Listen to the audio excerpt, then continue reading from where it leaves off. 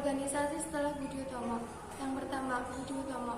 Budi Utomo adalah organisasi pergerakan nasional yang muncul akibat kondisi kehidupan yang sangat memprihatinkan sejak diberlakukannya politik etis karena penduduk pribumi sudah mengenyam pendidikan, namun masih terhalang dana. Itulah yang membuat Dr. Andes Wahidin Sudirohusodo berusaha mengumpulkan dana dengan cara propaganda keliling Pulau Jawa.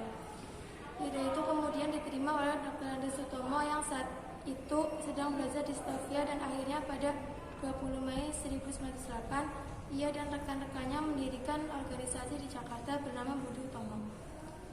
Hari itu kemudian kita peringati sekarang sebagai Hari Kebangkitan Nasional.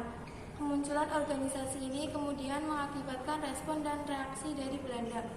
Ada yang kurang setuju dari golongan priayi, namun para bupati ternyata sangat mendukung organisasi Budi Utomo.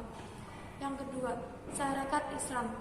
Sarekat Islam atau SI adalah perkumpulan para pedagang yang sebelumnya diberi nama Sarekat Dagang Islam yang dipelopori oleh Kiai Haji Samanhudi yang merupakan seorang pengusaha batik dari kampung Lawean atau Pulau. Latar belakang munculnya organisasi ini diawali karena ingin mengimbangi agar persaingan dapat diatasi saat menghadapi pedagang asing. Namun pada tahun 1912, Sarekat Dagang Islam ini berubah menjadi Sarekat Islam di bawah kepemimpinan HOS Cokroaminoto yang beranggotakan semua kalangan masyarakat yang beragama Islam. Dari sinilah kemudian organisasi ini mulai fokus pada masalah-masalah keagamaan. Tujuan organisasi Sarekat Islam adalah mengembangkan ekonomi Islam seperti yang dikemukakan oleh Haji Said Cokroaminoto. Organisasi ini pun semakin berkembang dan membuat Belanda khawatir karena dianggap membahayakan kedudukan pemerintah Belanda.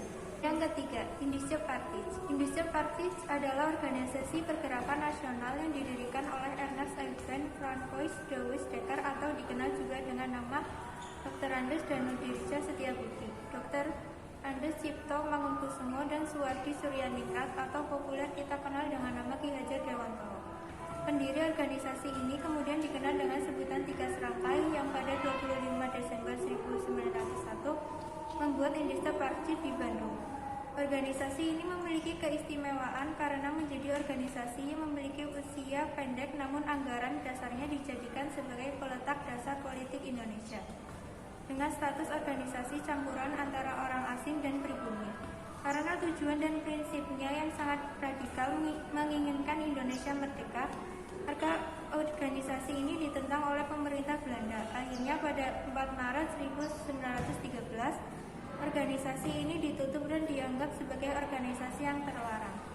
Yang keempat, Perhimpunan Indonesia. Perhimpunan Indonesia adalah organisasi pergerakan nasional yang awalnya didirikan dengan nama Indische Vereniging oleh Belanda pada tahun 1908, yakni Soetan Prasajaman-Sori dan R.M. Noto Suroto. Namun pada tahun 1923, organisasi ini justru berjuang dari jauh untuk mempelopori kemerdekaan untuk Indonesia saat itu.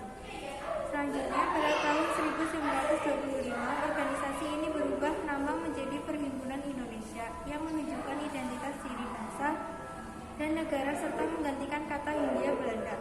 Tokoh yang terlibat dalam organisasi ini adalah Muhammad Hatta, Cipto Mangunkusumo, dan Suwardi Suryaningrat. Yang kelima, Partai Nasional Indonesia. Partai Nasional Indonesia (PNI) adalah organisasi bentukan Insinyur Soekarno pada 4 Juli 1902 yang bergerak dalam bidang politik, ekonomi, dan sosial. Kemudian setelah Kongres 1928, keanggotaan PNI semakin meningkat. Hal inilah yang membuat pemerintah Belanda khawatir.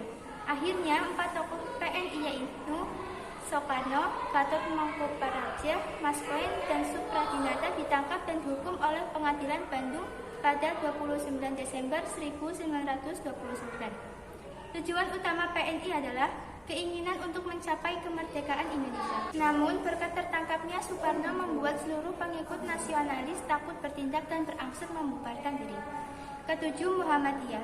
Muhammadiyah adalah organisasi pergerakan nasional yang berakar pada keagamaan yang didirikan Yogyakarta pada 18 November 1912 oleh Kiai Haji Ahmad Dahlan.